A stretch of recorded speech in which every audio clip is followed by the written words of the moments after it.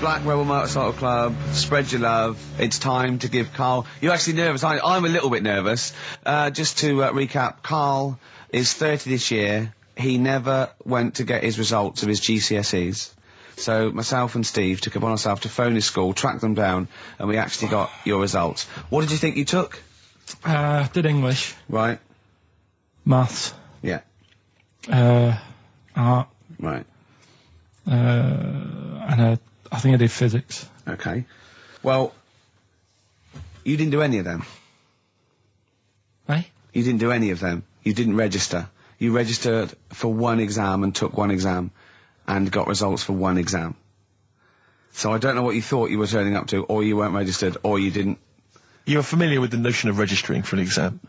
You have to kind of officially register in order to be eligible. What do you mean, register? I turned up for a couple. Yeah, you can't just show up. You have to register for them. You have to pay this because it costs the school money, so they have had to have paid for you if they thought you were going to pass. You can't just turn up on the day and ask for some paper at the front. I never got a letter telling me that. Well, that's because you were never at school. But you did somehow register or registered for one exam. You registered for history.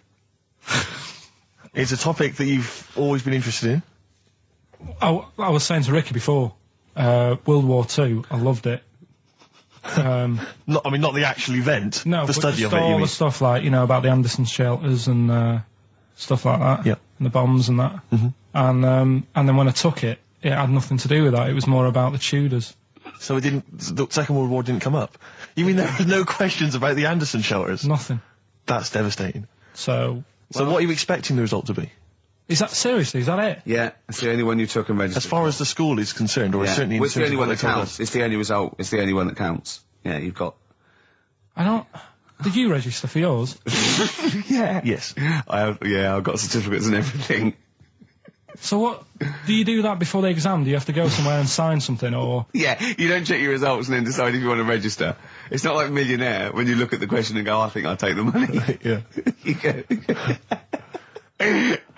No. But anyway, you must have registered for one, or maybe your teacher put you in for it. Well, I didn't do it. They must have been confident. They must have been confident. They must have thought your best bet was history. Right, so... What did they get? You got an E. Which I think, I mean, technically, is a pass. E? It's a bad pass, but there's F, and there's I mean, you're not going to be doing a PhD. you can get an F, right, which is fail, and then a U, which is ungraded. Now, I don't know why the U exists, because F means you failed. U is like them going, you not only failed, but you wasted my time. So... We're annoyed that you took this exam. So you thought they'd register me to get an E? Well, they didn't. I think they were hoping... It was rather like you with the lottery. They were hoping for something better than You nothing. see, I assume that the man who registered for that thought he can scrape an E if Anderson shelters come up. Yeah. Well, that's it. You've got... Now, what I'd like to do, Karl, is... I've started your re-education. You've read a book on Rasputin. I'll be asking you a few questions about that later. I've got another book for you to read next week. Next week, I'm not in the mood. What? Not in the mood. Oh, come on. Look, what's that? What does that say? It's that fella, it's the picture of the bloke that he used to use for Citizen Smith. Yeah? Che Guevara. Yeah. Yeah. He was quite happy, I think, when he found out that Robert Lindsay was involved. He went, yeah, of course you can. No worries, yeah. What are your feelings, Karl? What do you think? Are you depressed? I'm just a bit annoyed because I'm sure I turned up for more, so it just wasted me time. Listen, they don't matter. I'm sure you're doing very well. You know, you can educate yourself. GCSEs are merely a step on the ladder to help you, not just for education, but, you know, they're more vocational than anything else. You're doing very well, and you're reading books. Don't worry about it. But can I suggest something? But if you want, I'll pay for you to take history again. Karl, we'd love to see you get a C or above. And well, we're willing I'll pay for you, and I'll get you some books. Right, now listen. We can, let's get, I reckon, when are the exams? June? Something like that, yeah. We'll try and register next week, and I reckon you can get an A or B. I'm history. Busy, I'm busy. In history. No, don't worry about it, it's just easy. I get you Brody's notes. If Heat magazine, they love you, Karl. They could probably sort something out. They could probably pay for a tutor. They got a lot of money, they sell a lot of magazines. I mean, it is almost always, and you found that out, I discovered this, it's always the Tudors and Stuarts. There's no fear for them not coming up. Now, what do you already know about them? You must already know stuff about Henry VIII and Elizabeth. No, because it's too long ago to even get interested in. Do you know what I mean? You can't. Is that why you relate didn't? to it. Okay. The Anderson thing, it was like, God, you know, I bet my mum and dad were in an Anderson shelter. You know, this is interesting. What, when they... Oh, my granddad would have, like, had something to do with this. But the Tudors, it's like, I don't know even if they had a family back then. Play a record! As you know, I lent Karl, part of his education, his historical education, I lent Karl Gladiator, the movie, on DVD, which he watched on his PlayStation 2, and Rasputin. Do you know last week when you gave me this, did you know my result for history? No. That's weird, isn't it? Yep. Now, right, okay, it's the film review. Karl, you just tell it from the heart, tell us what you thought about the film, what you thought the... Can I just ask, is this the first time you'd seen Gladiator? You'd never seen it before? No. Okay. And what were your thoughts? Okay. The film review. Gladiator. It's alright. Nothing great. It's like an old, sort of an old version of Rocky done in the olden days, really. Right. A bloke fighting other people. Sure. How sort of well known is the story? Do you reckon people know the basics? Well, just very quickly, just do the plot. Quickly. There's a guy called Max. Maximus, yeah. Yeah. There's Caesar, and there's Caesar's kid, and Max goes to war, sort of wins it, comes back. Caesar says, you're good at what you do. I wish my son was as good as you. So I want you to be in charge when I die. His kid finds out, a bit annoyed about it, kills his dad, because he don't want anyone to hear that he said that he wants him to be in charge. Yeah. So his kid gets in charge and thinks, I'll show you. You're not going to be king, I am. You're going to be a slave or something. And then, next thing you see is... Sorry, can I just stop there? My only thought is the film's 3 hours long, so maybe we should go through the whole plot. We've done the first 10 minutes, but Yeah. go on. So, yeah, he's a slave and then... Yeah, but then, that was an interesting bit that I thought, right? I mean, I was watching this with a girlfriend, she was already annoyed because she wanted to watch Friends on E4. Okay. Yeah. It was a good episode as well this week. Was it? Yeah. Don't tell her that. Okay. Right, so she was annoyed and she said, come on then, put it on. And I got it wrong straight away because it says on the back 149, so I thought that was an hour and 49 minutes. It turned out it was 149. No, I thought it was 1 hour 49. Yeah. But it was 149 minutes. Sure. So it overran anyway. By 40 minutes. Yeah. So anyway, the interesting bit was where he was going across the desert on a horse. And I think to show you how long he'd been going across the desert on his horse, he's showing you a shot of the horse's knees and they were bleeding. And I just wondered whether that's what horses do if they run for a long time. Do you know? I don't. Good. Right, so anyway, so he goes on, he keeps going on like this. He's a slave, and then he has a fight at the end with the Caesar's kid, and he kills him. And that's how it ended. Okay, good. What did you think of it? Just generally, what bits... What do you think was wrong with it? Right, well, I've read up on it, and there's already a fact that is wrong. Right. Caesar's kid, he didn't actually kill his dad. His dad died of a natural death. Right, in real life, you mean? Yeah. Okay. And what's Caesar's kid's name? Comedian or something? I think it's comedian, yeah. Yeah. That's where the name comes from. When a funny person is called a comedian. He didn't actually get killed in real life by Max. No. He died by his sister poisoning him, and he didn't die. No. Are you saying that this is not a historical document? It's wrong. All over the place. Yeah. Well, next week I'm giving you Braveheart, and that is actually true. That is factually accurate. I can't handle it. It is. It was a little Australian fella that helped him out. Just for people who watched it, they know that the guy, Caesar's kid, Yeah. he died. His sister tried to poison him. That didn't work. Apparently, he was a gay fella, and his boyfriend, who was a wrestler, strangled him. Where did you get this information? On the internet. I thought I'd look it up to see how much of it I actually got right. Yes. And that's what I read. Okay, so out of 10? 5. Really? Yeah. Okay. It's no good. I wouldn't get it out. It's annoying the way it says, like, you know, this film's got to be seen at the cinema, because I saw it at home and I don't think I missed out on anything. Very good point. I think that's probably the point they're making, but yours is valid too. We'll play a record, and after that I'm going to ask you about Rasputin, the Mad Monk. But anyway, Gladiator, just was going to add on the end of that. If you're into that sort of film, Jason and the Argonauts is probably a better bet. Is that factually accurate? Did you look that up or not? Did skeletons actually come out of the ground and fight? Yeah. I don't know, but it's a more enjoyable film. Okay. And it's shorter. Okay, now, just moving quickly on, just to the last item on Karl's re-education this week. Rasputin, you read a little book about Rasputin? What did you know about Rasputin before you read the book, Karl? Can I just tell you, when I handed him this book, it was my house, I said, right, he went, is he the one that lived under the bridge? And I went, what do you mean? He went, the fella that lived under the bridge, and you had to pass him with a, and Jane, went, you're thinking of, Rapunzel. And he went, yeah. And I went, well, that's not Rapunzel either. Rapunzel's, you had to say, isn't that, you know, you had to guess his The person name. who lived under the bridge was the troll in the 3 little brick graph. I'm a troll, foldy well. So, to answer your question, Steve, that's what he knew about Rasputin. Okay? So have you read this whole book? Can I just have a look at it, Rick? This whole book, it's about the size of a beer mat. Yeah, I'm just thinking. But did you read the whole thing? No.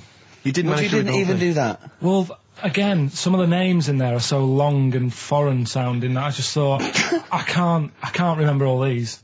So I just got to the meat of the story. Go on, Okay, what what is did it you then? learn about Rasputin? Right. He was a monk. Yep. And, Mad? he... Was he a mad monk? Hang on a minute. Don't mess confuse it him. up. Sorry. Right. Go on. God. You see, this is what happened in the exams. Right, it was... Oh, don't do that when I'm drinking, Karl. Please, mate. He loved his women. And that's how the story started off. He had really nice... Story started off. Yeah. He had really nice eyes, and that's what everyone fell for, especially the women. Yeah. Anyway, the people back then thought he had special powers because he could hypnotise people or something. Oh, yeah. And it was about a little lad who had some sort of blood clot on his leg. And he said, just calm down and you'll be all right. And people thought he had special powers, but what he was doing is saying calm down, and he relaxed, and it stopped the blood flowing sort of as fast. And that's how he got better. But anyway, that's the only bit of special work that he did. And then he kept going on, and he was going in brothels and all that. And the people in the town thought, this isn't right. He shouldn't be going about doing this. And Where did he live? Russia. Right. Is that right? Yep. What sort of era? I thought you'd might know, you know, No, sort about 1800. Okay. All right. Okay. And then... Do you want to check that, Steve? You got the book? People Well, I got know sick for a of fact that's him. not right. People got sick of him, and they said, oh, we'll have to get rid of him. So they tried to... He loved cakes as well as women. Okay. So they said, let's poison a cake. And they poisoned a load of Easier than cakes. poisoning a woman, wouldn't it? And he ate these cakes, and it just didn't kill him, and they were like, God, what's going on? And they kept giving him more and more cakes, and... He was suspicious. And that didn't work, so the fella said, that's it, I'm going to shoot him. So... Well, I imagine it was the end of his tether. So- I mean, he was back and forth to Mr. Kipling's, He you know, like, go on. shot him once, and that didn't work, and the fella thought, oh my God. And he started running away, and Rasputin's running after him, and he shoots him like another, I think he took 4 Face bullets. full of Battenberg. Four bullets. Did It you took, swear then? 4 bullets it took to kill him, and then this fella who was after him chucked him in an icy lake, and that was the end of him. But I don't understand, sort of, What don't you understand, Karl? well, the fact that, you know, he's a bit of a name in history. I don't understand why, because it just sounds a bit like my brother. Does he love women and cakes? And do you think that'll be his downfall? Right, I want you to study. Right, if you want to do, that's the first introduction. Right, if you want to do some extracurricular, What would that get me?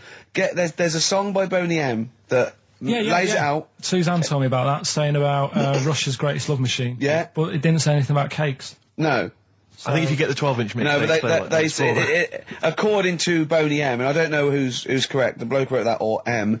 They put some poison into his wine. Now I don't know if M have done their research, or whether, they did shoot him until he was dead. According to them, he was the greatest love machine in Russia. I don't think it says that in the book, but M might know more than that fella. So what's your final verdict on Rasputin? Just a normal bloke who didn't have that much luck, really. That's what I don't understand. I was waiting for something special at the end, but just a normal fellow, really. Yeah, just an everyday. Happens all the time, doesn't it? Just an everyday mad monk. Yeah, just an everyday mad monk. You have to shoot and poison and throw in icy lakes to kill him, and who loves women and cakes. I mean, come on, do we need another one of them? Boring. So what would you say about him then? How would you sum him up? I think you've done it. I think you've done it. There you go. So next week, Che Guevara, you going to read the book? I don't know. Come on. Next week, Che Guevara. Take it home. There he is. Give it here then. Anyway, okay then, well, you were tested on Che Guevara.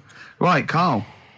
We should just remind people what happened, because This last is a week little series. I've got lots of these little books, right? They're about, like, 2.5 inches long by about, 2 inches wide. Those tiny little things you see in the, sort of on the front counter of Waterstones or Smiths, and it's The Life and Times, a series of all the greats in history. Last week you read about Rasputin. He wasn't impressed. No. This week... This book's a little bit thicker than the Rasputin one. No, it's the same, I think. Was it?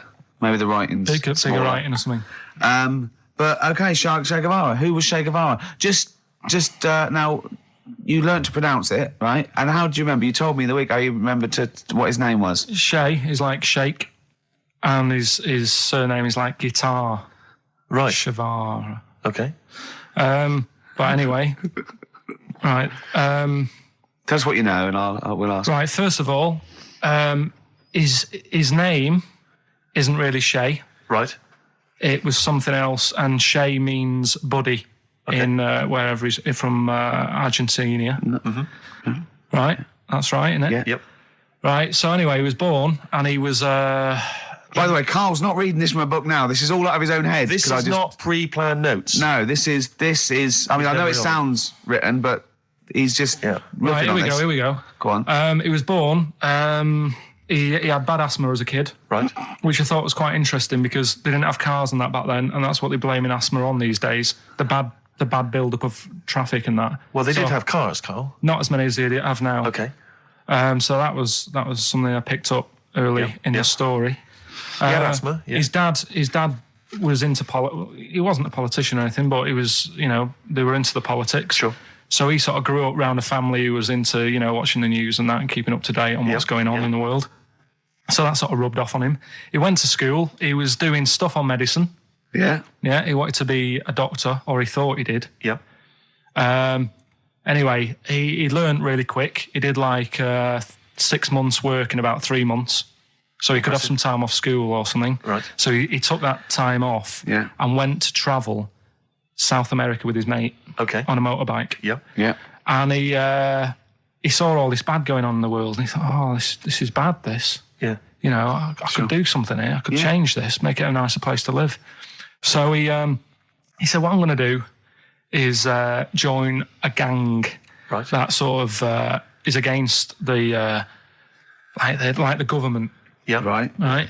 Am I right so far? Yeah. You're doing very well. Right. And the woman who he met, who was running this gang, is a woman called Hilda, who he later married. All right. And Hilda introduced him to Castro.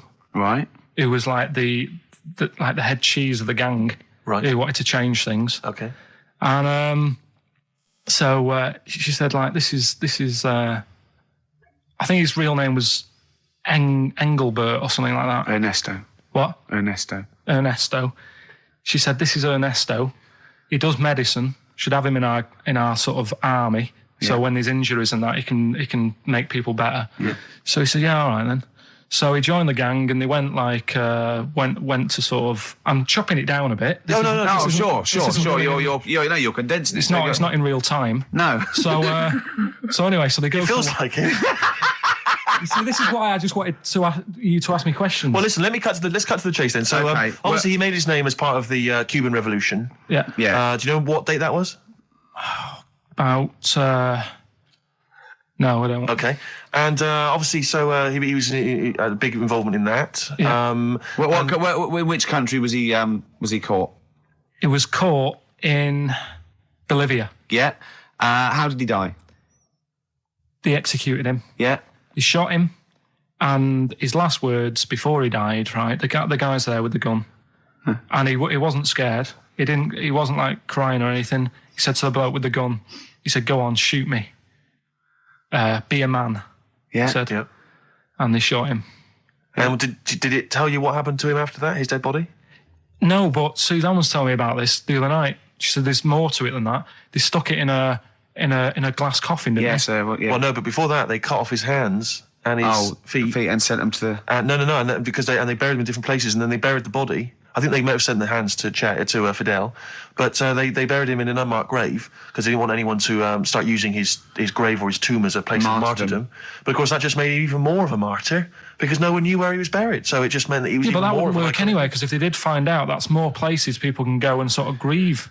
Do you know what I mean? If you've got all these different graves... What, with different parts of his body? Well, you've got a foot over there, and it's like, well, you know, oh, God. His head over there. Thanks for what you're doing. He's a genius. Yeah. No, so all in all... essentially, what's your summary of Che? Yeah, you like him more than Rasputin, don't you? A lot better bloke than Rasputin. I can understand why he gets one of those little books. Well worth knowing about, and good bloke. Did a lot, you know. Crammed a lot into his short life. Yeah. But, interesting bloke. But just on the subject of Che Guevara, Steve called me up in the week because he was going through the duty log. We love the complaints on the BBC duty log, and someone had written in because one of the Blue Peter presenters was wearing a Che Guevara T-shirt, and what did the bloke say? Yeah, this is a series of people can phone in and write and complain to the BBC about different things. Why would you complain about wearing something? Well, this was the thing, is you complain about the best. I mean, there's been some amazing complaints. Oh, there's some great ones. The best one, my favourite one that wasn't a complaint, but was actually just someone had to phone in, was what an excellent edition of Kilroy this morning. Yeah, but there's lots of that. There's things like Esther was superb.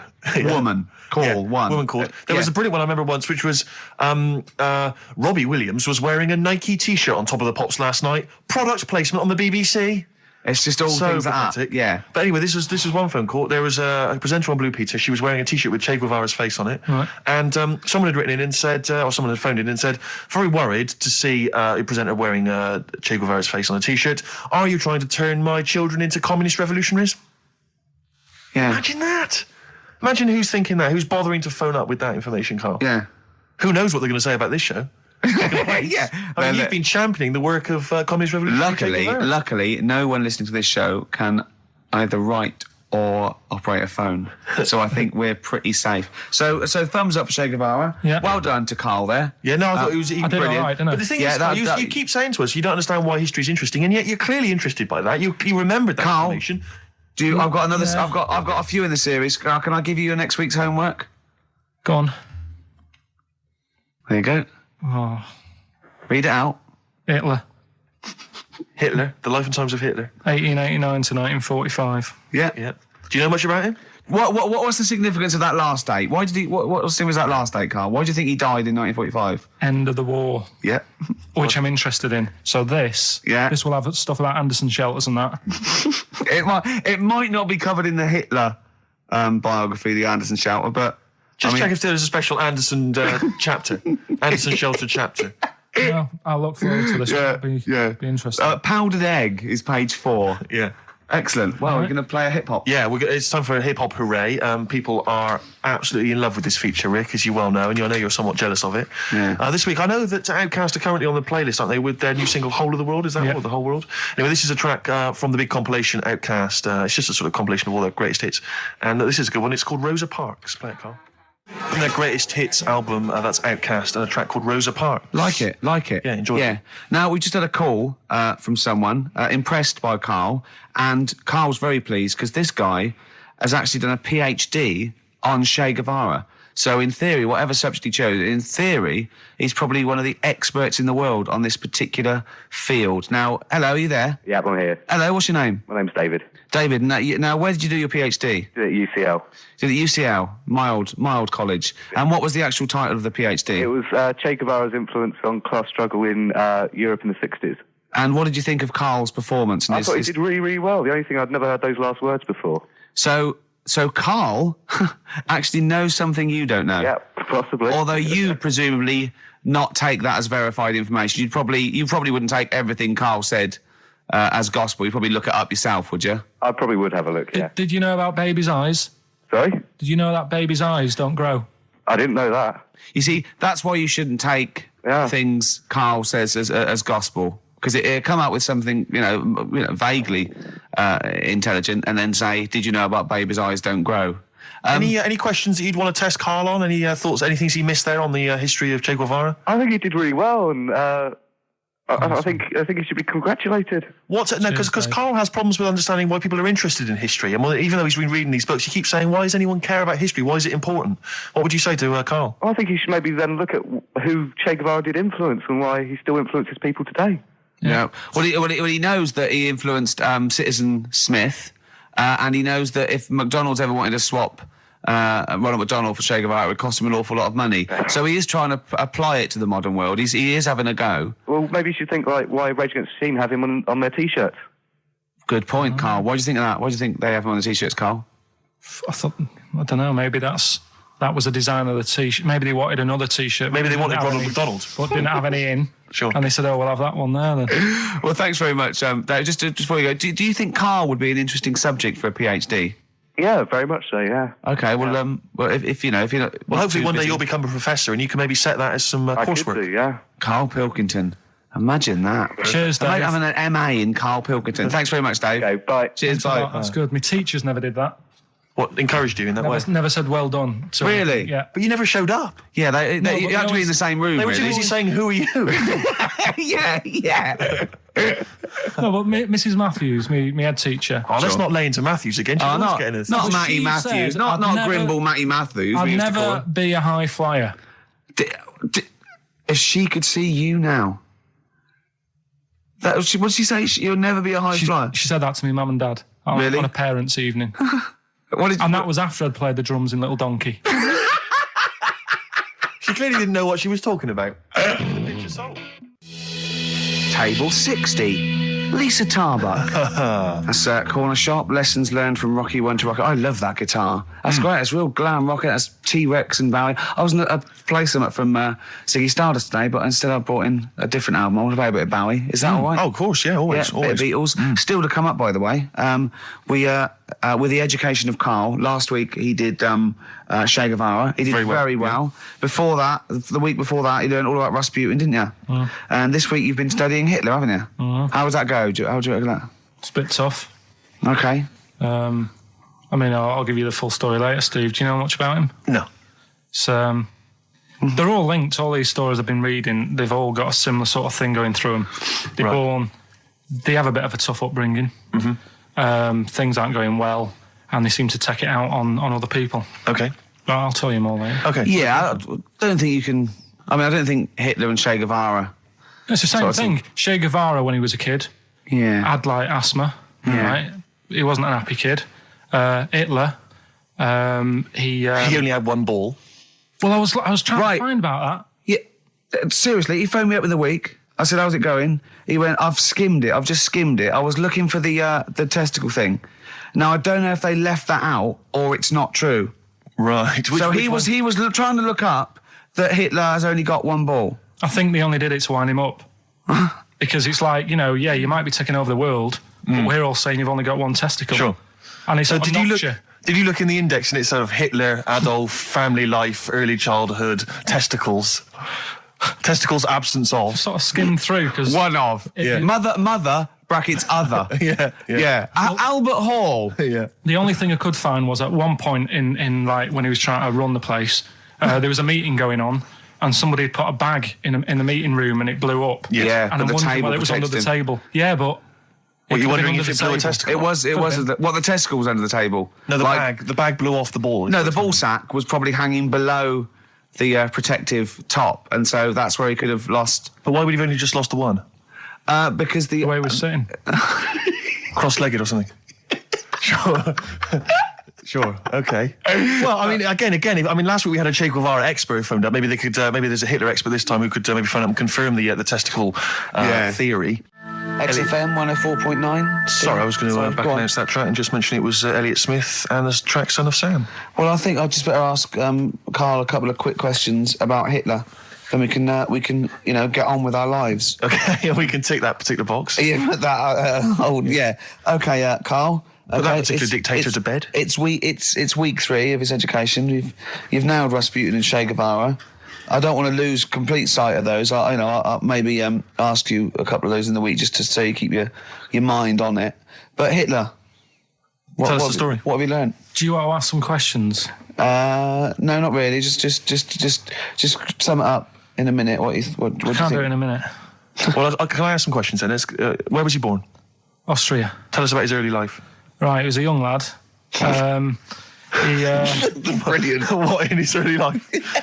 Okay. Yeah. What's the name? His mum was his dad's second cousin, which is a bit weird. Yeah. That is weird. They had 5 kids. He's going, yeah, it's usually first cousin where I come from. Oh, that's unfair, isn't it? Jeez. There's no need for that. There was 5 kids, but only 2 of them, including Hitler, including him and his sister survived. The others died at an early age. Okay. Right. Anyway, so they grew up, and the mum died and the dad died and that, and he thought, what am I going to do? Because he didn't do well at school, didn't have many qualifications. No. He liked art. Did he have a GCSE in history? Liked art, right? And then, so he said, right, I'm going to go to Munich. I missed a bit out, actually. Jewish people were in Austria. He didn't really like them. Okay. He thought they got, special treatments and stuff, and just didn't like them. So he went to Munich, and he joined the army. Right. Yeah? Yeah. And he was in the army, and he got injured. Right. So he went to hospital, and whilst he was in hospital, the World War I ended, and he was like, oh, God, I want to... I was enjoying that. Yeah, so... Don't, because you're breaking the concentration. Yeah. Sorry. I'm not even sure I want to join in on this one, just in case. Okay. Right, go on. Right, so... He was in hospital. World He's War in I hospital. It gets a bit better. He's never that fit, though. He's one of these blokes who was always ill. That was on something like 30 tablets a day or something. Comes out of there, joins some other army. Right. God, I knew it all this morning.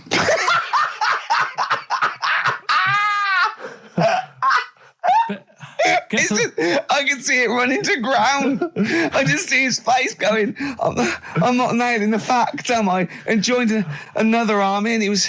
Listen, let's try and help you. So Here's a good bit. I remember this bit. He thought that war to men, right, was like childbirth is to women. That's how important he thought he was. All right. Right? So it's like, you fight for 9 months, and at the end of it, you own something, right? Yeah. So he goes on and all that. He's in Berlin. Yeah. And he's fighting his way through, trying to take over countries and that. And he does he do Berlin? Does he? sorry, wait a minute. Is he Chancellor yet? What year is it? 35? Where are you? Let's skip the kind of climb to power then. He's now the dictator of Germany. Right, he's in charge, yeah. And this is when, he gets his own back on the Jewish people and that, and he's got his own little armies, and he's setting fire to Jewish businesses and all this. And anyway, cut a long story short, Please do. When he came to fight in Britain, Yeah. came a bit sort of unstuck, Yeah. right? Started fighting Not back. so easy, is it, this world domination, Adolf? Britain was there. France was helping out. Yeah. Americans were helping out. Yeah. So I thought, oh, God. So a bit late, but yeah, go on. he goes into a bunker in Berlin, Yeah. and it's all kicking off. Yeah. And apparently, Germany sort of surrenders. Yeah. Says it's all over, forget it, we can't beat you. He was really annoyed with this, and he thought, I can't show my face around here. So Because it would be embarrassing. he's with his missus, who nobody knew was his wife, Right. Eva, in this bunker. Yeah. And so he said, I've had enough of this. He shoots himself. Yeah. She poisons herself, and the chauffeur buries him or something, or burns him. Right. And in all the time he was in charge, 50 million people died. So that's 1918 to 1945. Yeah. Between It felt like that. Between Travis and the Red Hot Chili Peppers. Next week, That's fantastic. That's remarkable. I have to say that you sort of lost your grasp somewhere along the line because you started off confidently, but you lost your I've had a really busy week, and last night I was like whizzing through it. Sure. And then this morning I woke up, and Suzanne had been away for about 3 days, right? Yeah. I hardly spoke to her. She's been busy, I've been busy. First thing to say when I wake up, just ask me some stuff on Hitler. You are romantic. Oh, that's great. That's how stressful it's getting. But I knew it all this morning, honestly. No, but that's fine. I think you've summed up you've done that. Right, captured it in essence. just for a bit of balance, I've got your next week's homework. It's the same series. There's little books. There's tiny little books, just 3 inches long by 2 inches wide. Crammed with so much information, though. Winston Churchill. There you go. You'll enjoy that. Yeah? I'm getting a bit bored now, though. This is what happened in school. Think of the listeners. Did really well in infants. Once I got to secondary, lost interest. Was it the breakup between you and Harris? And Zoe. I'm wondering if you spiralled into something there. Yeah, because it's like all these other, these men of history. They always had sort of things happen in their early childhood, didn't they? Maybe yours is the Zoe Harris dress incident. Well, let's just refer to it as the Zoe incident. Yeah. From now on. Yeah. Winston Churchill, the bit I left out in the Hitler story, Hitler was scared of this man. Yeah. And I can tell you something else about Winston Churchill. Go on. He said he can remember being in the womb. And he was born in a public toilet. Play a record. He texted me yesterday about Hitler. He went, stop making me read this heavy shit. He said, I've seen in the back of this book, there's one on Elvis. No, I mean, it is interesting, but not when you have to read it. Do you know what I mean? Right. It's but more do you nice think at you'd the have read time. it in your leisure time? To be honest, No, you wouldn't have. I wouldn't. No. So do you want a week off? Do you not want to learn about Winston Churchill? Why don't you read it if you want to, and just if you get interested, then read on. I think Because that's what I did with school, and it didn't work. No, you decided you didn't want to. Yeah. Yeah. Okay. So- but hasn't that taught you something? Can't we just do it like a TV series? It doesn't go on forever. We've done 3 weeks. Give it a rest now for the summer. Yeah, because most series last for 3 weeks. Well, Yeah. I'll be testing Karl on the new re-education of Karl, as you know. He got a GCSE. It's the last one, isn't it? In history. It was the last heavy sort of one, yeah. No. So Winston Churchill. Well, yeah, because we're going on to more sort of metaphorical and metaphysical pursuits, aren't we? Not that book. Yeah, that's the Aesop's Can't read Fables. that in a week. You don't have to read it. Right, Just that's right. choose the ones about the foxes eating penguins. You'll like that. It's time for the re-education of Karl Pilkington. This week, Karl was studying the life and times of Winston Churchill. What do you make of it, Karl? What did Churchill do for Right. you? Last week I made a bit of an error with Hitler. Yeah, you Go on, just what? Tried to remember too much, and it was way too much for me. Sure. So what I've done this week, sort of flicked through, got a few of them basic facts. Yeah. And what I've learned, right? Bit weird the way all these people have something in common, that they're all a bit weird when they're younger. Okay. They've got some sort of illness. Go on. Well, Rasputin, he wasn't well as a kid. Yeah. Che Guevara. Oh, this is Rasputin, the mad monk, wasn't well. Yeah. Yeah. Che Guevara. Yeah. Asthma, really bad asthma. Yeah. Hitler, he was Only one ball. bit mental. Yeah. Only his mother. He was a bit mental. That could be libelous. Yeah. And who have we done? And Churchill. Yeah. you got Very lost weak, there. very weak child. Was he? He only spoke to his dad 4 times in his whole lifetime. Really? Yeah, didn't get on with his dad. Right. And I think one of the times when his dad spoke to him, he was having a go, saying he didn't do as well in the army as he wanted him to. Right. So that's pretty sad bit I picked up of it. Yeah. Anyway, So that spurred him on anyway. yeah. I'm not going in all the ins and outs. Very important bloke. Okay. No, seriously. I mean, Yeah. your dad bought the tapes, didn't he? Yes. And I can understand why.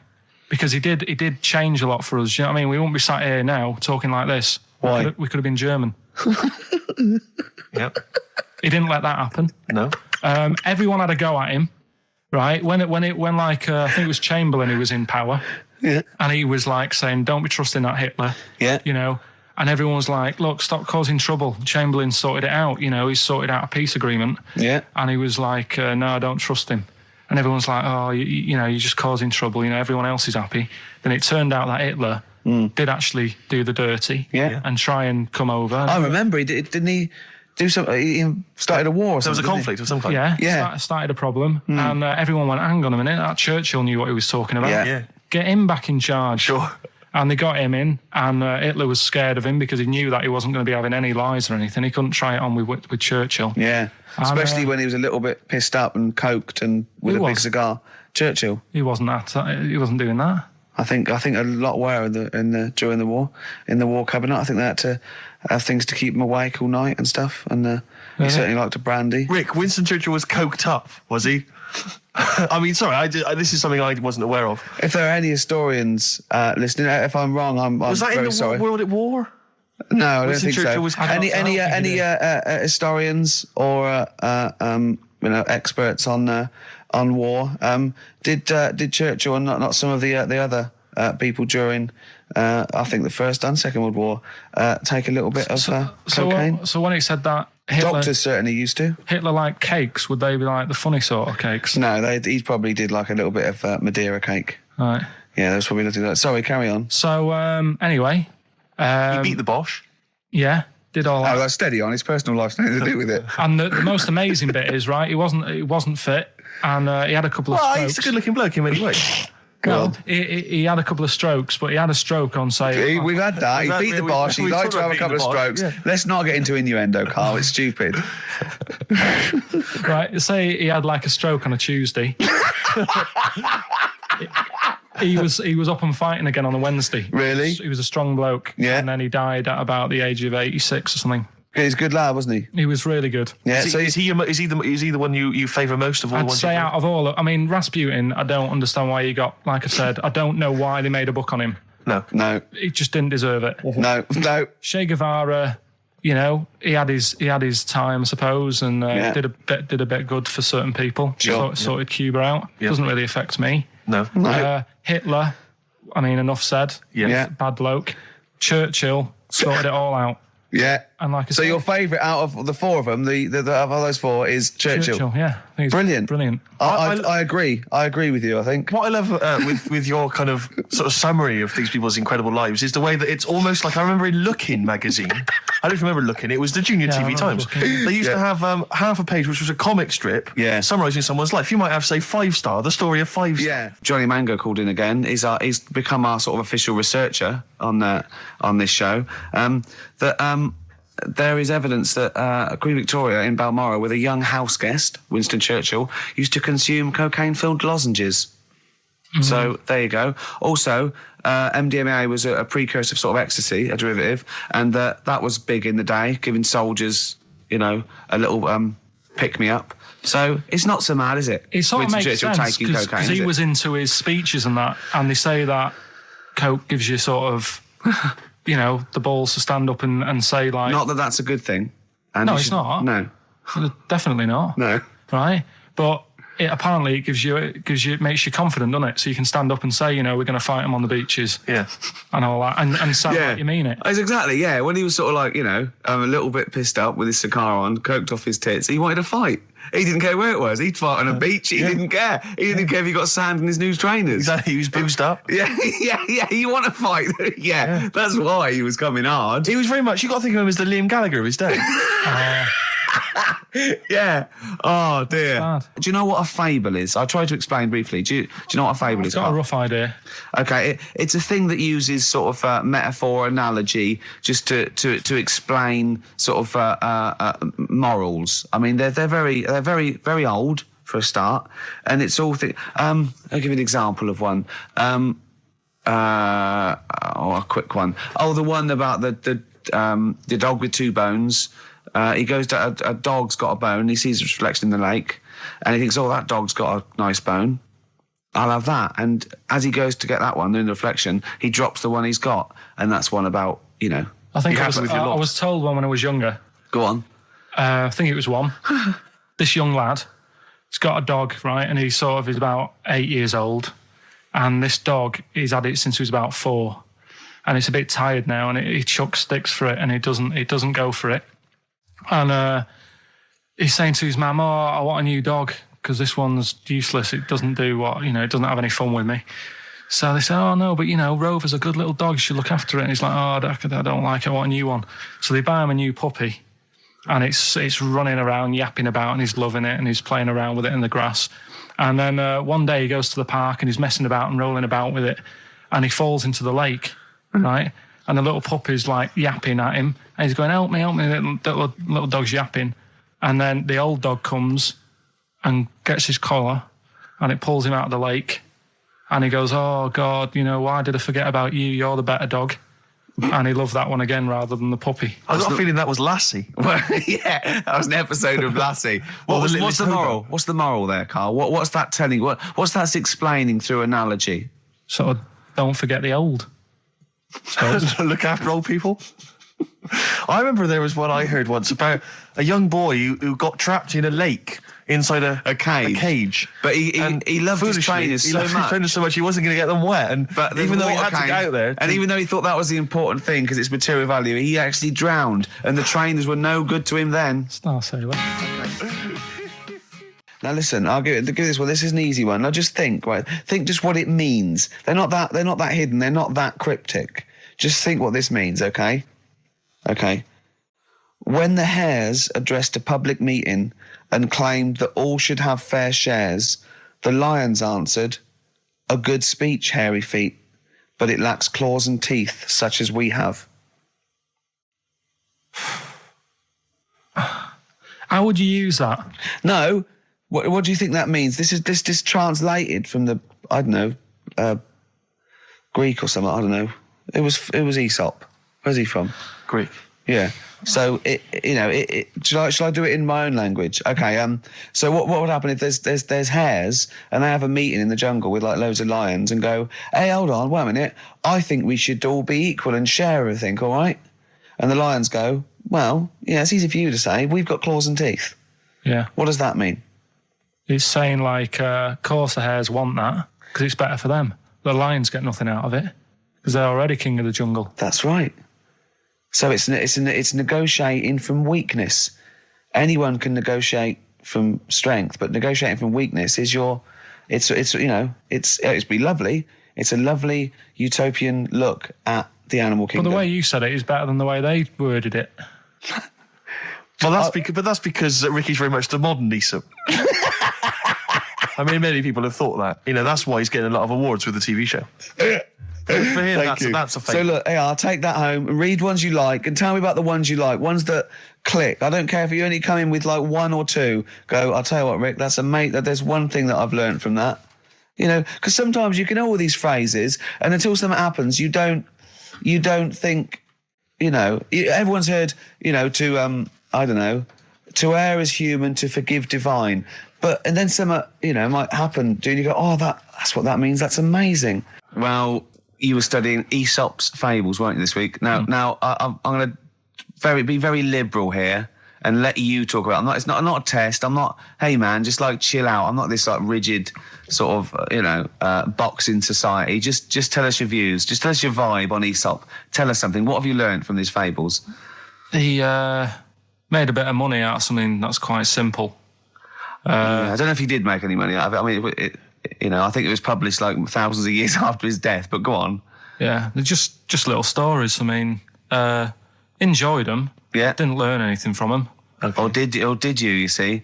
Because it's teaching through sort of like metaphor and analogy, and maybe it all seeps in and it's all subliminal, and maybe in a way your subconscious is teaching you. No, it's silly, Ricky, it's silly. If the stories were done in like a real way, that there's like a man and a woman, and it's a little story that something happened to them in life, then you learn something. But it's all about, a gorilla and a fox are walking through the woods.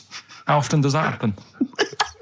Sure. So you're saying if it was more like if it was more true to life, if it was more like, maybe, if it was more like real stories, like a kid on his grifter and a magpie pecking at his head, or two frog boys with webbed hands. I mean, if it was real stories from real life that people could believe, actually happened, maybe it would teach us something. But why not do that? Like take a real situation, say like the So Solid Crew guy, going down for carrying a gun. Use that in some way. Do you know what I mean? As a warning, maybe about carrying guns? What about something like if you carry guns and that is illegal, you could have some sort of punishment? Yeah, that's Good. So Good, I see what you it doesn't mean, bother yeah. you then that the fact that these fables have been used for many, many generations to educate maybe young children or even older people, the fact that they've served a brilliant function and they've become classics, that doesn't bother you? You've seen through them? Well, they don't always work. Okay. When I was out with Rick the other day, he brought one up. I told him the one about the two mice, the industrious mouse, who throughout the summer he would be storing berries, nuts and berries, and he'd be storing it, and the other mice would just be eating off the trees and running around and having a laugh. And they go, "Well, you're going to become hungry." And he'd go, "Oh, I'll worry about that when it comes to it." And they'd do that, and he'd be storing his nuts and berries, and autumn came, and the mouse was still playing and not doing anything. And then winter came, and the silly mouse was like shivering, and he went and knocked on the mouse's door and went, "I'm freezing and I'm starving." And the clever mouse said, "Well, I told you, didn't I? You know, you should have been storing your nuts through winter like I did. Come in and share mine." You know. And what did you say, Karl? Well, and the moral of that is whatever. Yeah, you know, sort of, you know, just be careful. But my thing is that it's not very good, because the moral of that is do what you want, and there's always a do-gooder, a share there. Yeah, sure. Yeah. But the way I think, which is more sort of 2002, the ending should have been, the guy with all the berries should have been going, "Oh, I'll be all right come the winter. I've got loads of food. I'll be safe." But then, as he's going into his little hut at the beginning of the winter, some sort of bus or something comes and kills him, Right. and it's like, You should have partied hard because you might die. yeah, enjoy life whilst you've got it. Yeah. Okay, and if winter comes, just starve to death. Well, worry about tomorrow. Okay. That's my See, I'm little wondering fable. if there's a new book here. I really am wondering if there's a Karl's Right. Fables. He's been coming out with the sum all week. He keeps going, "Well, that's a fable, isn't it?" Yeah. So what's your favourite fable in there? Have you learned anything from this book? Is there one fable you liked? Yeah, I mean, What did you like? they're all right. What did you like? You've thrown it on me now there. Didn't you like one about a crab, you said? No, that was the one about messing about on a cliff edge or something. Don't mess about on a cliff edge. Well, What was that? I don't know. There's not many around here, so I didn't take much interest in that one. You know what I mean? God. Um, I'm doing my best here. I'm don't trying. remember any? here's one. Go Yeah, on. here's one that was quite nice. There was a belly, like your stomach. Yeah. And it's this belly on a pair of legs, and the legs was saying, "I'm more important than you because I carry you around." And the belly said, "Yeah, but if it weren't for me holding all this food, you wouldn't have the energy to walk around." Yeah. And that means rather than working on your own, it's best to work in a team. Yeah. So, Well, the one similar to that I was taught when I was little was a vision of heaven and hell, and it went down to hell, and in hell, right, there was these people had like 20-foot long chopsticks, yeah. and they were eating their food, and they couldn't get the chopsticks into the food and get it round to their mouth because they were just too long.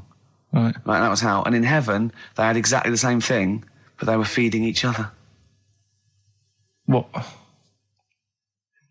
Right. You don't like Chinese food? Is that what you're thinking? Is that what your concern is, Karl? No, I'm just... Well, see, the one I remember, I can't remember the ending of it. It's about two nuns in a bath. Yeah, I know. I can't remember what it is. Yeah, Do you remember that's that it, one? yeah. Or are they on a bike? Maybe? That's two adventures. It's the same nuns, but they go to all sorts of adventures. They're normally quite erotic adventures. Well, they are, but there's one when they're driving down a cobbled street, I remember. Oh, go on. And then there's the other... Then, of course, Whalebones on XFM 104.9. I'm Ricky Gervais. With me, Steve Merchant, Hello and there. Karl. Well, Karl, I really don't think you got your teeth into the fables, really. I don't think you... There wasn't anything to learn. I read a couple, thought, yeah, that's all right, and put it down again. There wasn't anything to learn. It was all stuff I knew already, but made up with nice little foxes and bears and stuff. So, Yeah.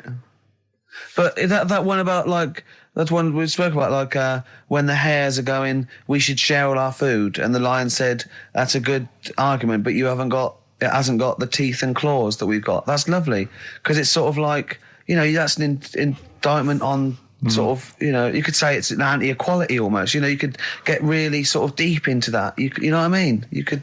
No? Big All right. philosophical ideas in a nutshell. Not interesting? No, not really. Okay. Okay, then. Well, you're going to hate this then. I've brought in the concise Oxford Dictionary of quotations. Now, just look at some of your favourites. I'd suggest going straight to things like Wilde or Newton or Churchill or You're a big Keats. fan of Churchill? Yeah. you like it? He's the boy. Yeah. Okay. Let's go through that old Kramer. Newton. Right. Right. Here's a famous one. Okay. This is Isaac Newton. If I have seen further, it is by standing on the shoulders of giants. Do you like that one? So there's a meaning in it. Yeah. Well, he hasn't actually stood on the shoulders of giants. So remember, he's an amazing inventor and mathematician, and he discovered the incredible laws of the universe. And he's saying, If you want a good view, move into a multi-story. He's saying, if I have seen further than the people, and he's being modest here, it's because I've stood on the shoulders of giants to get that view. If it weren't for all the people that have come before him with their great insight and knowledge, he wouldn't have seen what he's seen. He's taken his learning, isn't it? Those people have given Why him just say that? Instead of making up, that's what I've got a problem with. People don't say what they mean. Poetry, art, and in life though, people never say what they actually mean, and there's loads of books on it. I don't know. But the point is that he's just summarised quite a tricky idea beautifully. It's beautiful. That gets into you much deeper than just the words, just the literal words. You know what I mean? One of my favourites is from an American novelist, and the quote is talking about the subject of fame and being famous. Yeah. Fame is a mask that eats into the face. Don't you think that's amazing? Meaning? Well, meaning that fame is something that is artificial, that you wear initially, you become famous, but it's ethereal, it's nothing, it's intangible, it's just an artifice. But if you stay famous long enough, you begin to think that mask you're wearing is really your real face, so that you begin to, think that you are more than you perhaps are. Do you see what I mean? In the way that fame and power can corrupt. I know who said that. It's an American novelist, I forget his name. Yeah, it's all right. Yeah, there's something in that. Yeah. Okay. Pick another one, right? Let's have a look. Bernard Shaw, he's no slouch. I think maybe when you take this book of quotations home, Karl, you should maybe just draw up maybe a list of 3 or 4 of your favourites and tell them next week. I want to do Shaw and Wilde. I look at Shakespeare as well. He's. Are you a fan of Shakespeare? No. Go on. What's your problem with it? Just the way they speak. I can't follow it. Yeah. Yeah. Do you like West Side Story? It's really old as well. I can't relate to it. It's like years and years ago, isn't it? That's why I like Churchill. Because 1940s. Yeah. Look at this. This is Shaw, okay? There are 2 tragedies in life.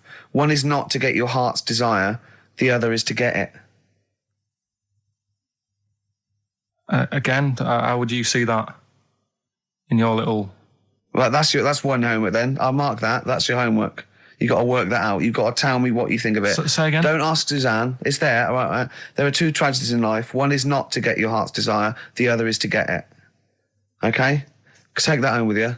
And we'll be hearing Karl come up with some amazing quotations next week. Yeah, pick out your favourites. Well, just read that book anyway. Can I just say it? This is one of a beautiful... It's Keats, right? What do you think of this? A thing of beauty is a joy forever. Its loveliness increases. It will never pass into nothingness. See, this is just like how it was at school now. The last couple of weeks have been quite interested in what you've been giving me. Now it's really like, okay. I really don't care. Now, what about this? Now, I did philosophy, and philosophy is obviously the quest for knowledge. And look, listen to this though. This is what Keats came out with. Philosophy will clip an angel's wings. Isn't that beautiful? Yeah. Don't be constrained by what's, dream a little. You know what I mean? Just go beyond. I don't agree with it, but it's a lovely bit of poetry. Yes. Yeah? So you're going to read that for me, are you, Karl? Yeah? Just pick out 5 of your favourites. Yeah. The ones that mean something to you. And then next week I'll bring you in pictures of animals. Brilliant. Okay? We'll do it. Okay, and some sweets. Black Rebel Marks out of whatever happened to my rock and roll. Well, near the end of the show, just time for the re-education of Karl, revisited. Mm-hmm. Still got Nick Cave to come, haven't we? Absolutely. Now, Karl, you read a quote book. What did you learn from it? What? Tell us some pearls of wisdom. Just keep it down to 1 or 2, your favourite things and why you like them. Right, well, you said just pick a couple. Yeah. Right? So I wrote a couple down last night. And what I did so they weren't boring, right? I've sort of... Don't think you can ever be boring, No, but go on. but what I've done, I've took like different ones. So I've took a good one that I think, that's a good quote. That was worth putting in a book. I've put one that isn't really a quote, so I don't understand it. Oh, yeah. One that isn't clever. and a funny one. So a bit of variation all out of one book. Oh, how long did this take you? What did you do? Did you sort of like sit? About half an hour last night. And did you sit sort of like quietly at a desk or something? No, just in the lounge with the telly turned down. Oh, right. Just to give a bit of light to the room. Just had it on, but turned down. Have you figured out lights yet? So, so the first one, never heard of him. This guy called Dean Axon. Right. And this is a good one. He said, the memo is written not to inform the reader, but to protect the writer. That's good, yeah. Stuff. That's very good. That's Very relates a lot to office life and so on. Yeah, modern world and that. Mm-hmm. Right. So then I thought, so I wrote that down because I liked it, and that's what he said to do. Second one isn't really a quote; it's more of a poem. Okay. So how does that work? Well, that's okay. Just read it. Right. Well, it's about suicide. Okay. Right? Razors pain you, rivers are damp, acid stain you, drugs cause cramp. Guns aren't lawful, nooses give. Gas smells awful, so you might as well live. Lovely. Is that from Dorothy Parker? I'll tell you what. It is, yeah. I hate it. I hate that. Why? It's nothing to me, that. I think that... It's just a weak, shallow piece of mock comedy. This is why I did it in that order, because that's what I thought. It's like a zany vicar would write from living in Frome when he's about 55 and get it published in I hate it. All right, so you're saying you're not a fan of Dorothy Parker's work, right? Yeah. Now, the next one, Oscar Wilde. Yeah. Right, he's known, isn't he? Yes. Look what he comes up with. All art is quite useless. Well, that's... What's up with that? Well, it isn't added art. No, I know, but it's... Go on, next. But how has art helped you? How has it been useful to you? It was a bit of a... It's one of the only things I like doing at school. Right. Do you know what I mean? When I made that little clay man, fixing a car. Yeah. You made a clay man fixing a car? I'd forgotten about that. How can he... I think that's stupid. And especially that it's gone in a book. Sure. Do you know what I mean? Okay. It's easy to diss things. Yeah, it's harder to do things out. You're right. I don't think art is useless, by the way. But then you don't have to agree or disagree with some of these things. Some of them are, sometimes it's just their thoughts put eloquently or poetically, isn't it? And it's just, to provoke a reaction as much as anything. Yeah. Well, and the good one, Ozzy Osbourne. I mean, sorry, but just go back there. The irony is that is art. That he was an artist, wasn't he? So, but so you don't like Oscar Wilde, but you prefer Ozzy Osbourne. Yeah, go on. Ozzy Osbourne, cracking one. This funny and educational. I bit a head off a bat the other night. It was like eating a crunchy wrapped in a chamois leather. Genius. You're right, Karl. Yeah. So there's. What do you like about that? The way he's described what it is like. I think, if someone, you can imagine what it's like, because I like crunchies. Yeah. And it's like and a chamois leather is really chewy, so you can imagine that's like the skin. So you like his descriptive writing. The crunchy bit is like the bones and that. Yeah. It's perfect. But Karl, it's interesting because you've analysed Ozzy there, and in a way, that is the first step on maybe doing a new English GCSE. Yeah, being able to study language why you liked it. You said because it describes what you've never eaten about yourself. Yeah, but my teacher, Mrs. Kane, if I would have come into school with, a quote by Ozzy Osbourne, she wouldn't have been happy. Really? Do you know what I mean? And that's the difference between... She'd go, right, Karl, get your horse and go home. Well, listen, though, we were talking about other quotes. Yeah. Neil Armstrong. Yeah. Do you know his one? Yeah. What one... Giant leap for mankind. Do you know it wasn't meant to be that? It says it's one small step for man, one giant leap for mankind, right? Yep. It was meant to be, this is one small step for a man. Right. I.e. me, the individual, on a microcosmic level, one giant leap for mankind. And he mucked it up, because if you say this is one small step for man, one giant leap for mankind, man there means mankind. I know, it's embarrassing. So you shouldn't give people... He's not a trained actor. That's true. He's more of an astronaut, to be honest. He won any awards, Rick? No, there are no awards. Is he BAFTA nominated? Don't think so. But listen, right, he said another quote as he got back into the rocket. Have you heard about it? Go on. We're running out of time, and I'm just wondering whether it's worth saving as a bit of a teaser for next week. What did Neil Armstrong say as he got back into the rocket? Yeah. Is it going to be away? Something like, that was boring, wasn't it? The mic's not still on, is it? Yeah. They're not still listening. Well, that's what I was saying to you. He could have said that, and it would have That's still not gone down. cheese.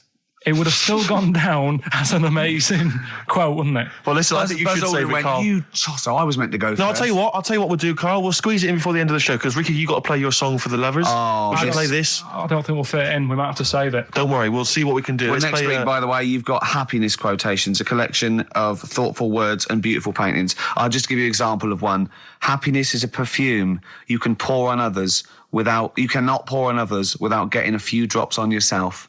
Lovely that, isn't it? Brilliant. You can't be happy with that. This is Nick Cave and the Bad Seed from the Boatman's Call. It's a beautiful song. Any song that starts off, I don't believe in an interventionist God is all right by me. And this is Into My Arms. Nick Cave and the Bad Seeds, Into My Arms. Well, that's it. We've run out of time. We have indeed. So no time for Karl's quote. That'll have to come next week. Yeah, we'll save that for next Neil time. Armstrong. Well, I hope you enjoyed it. Goodbye. All right, Rick. Come on, I'm sounding a bit chirpier. It's not that depressing. Well, yeah. Sports next. You know how excited you are? Go on. You love the sport, don't you?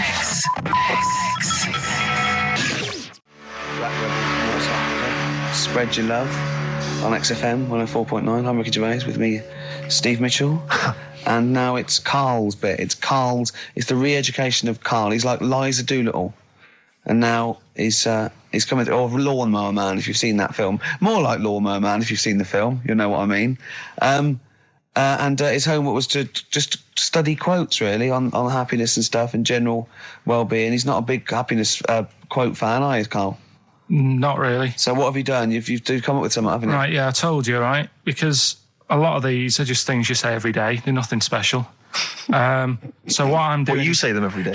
Well, the sort of things you come out with and you don't even think about it. Do you know what I mean? Yeah. They're on the TV all the time. People on the radio are saying these sort of little quotes. Sure. And what I've done is, remember that programme on Channel 4, Faking It? Yeah. Where they got some, like, posh kid to be on a door and all that. What I've done, I've...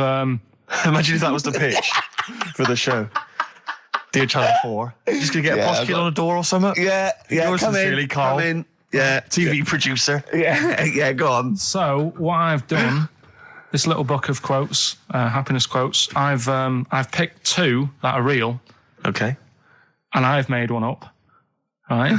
And we've got a guess. And you got to guess. Okay, then. Go on. Well, I'll tell you what, Rick, why don't we, when we've heard them, we won't confer. No. You'll write down yours, A, B, or C, and I'll write down mine, and we'll see how it Okay, works. Karl, off you go. Right, and just because I'm looking at this book, it doesn't mean I'm actually reading. No, I know. Don't worry, we're clever. No, we know. We man. can't see yet. Can I call my bluff? Yeah, go on then.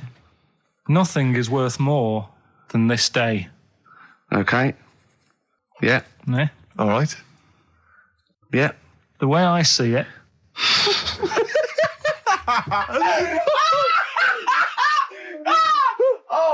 Oh God, my head's gonna burst. No, hang on. My head's gonna burst. No, Hang on. this might not be Karl's. It might not be. How do you know I haven't tweaked them a little bit? Yeah, good Okay, point. fair Good enough. point. No, good point. The way I see it, if you want the rainbow, you got to put up with the rain. Yeah, okay. All right? All right, yeah. Okay, hang on. It's not here. Come on. Cat food. Cat food, come on. It stinks a bit. But if you don't put up with the smell, the little kitten will die. Steve,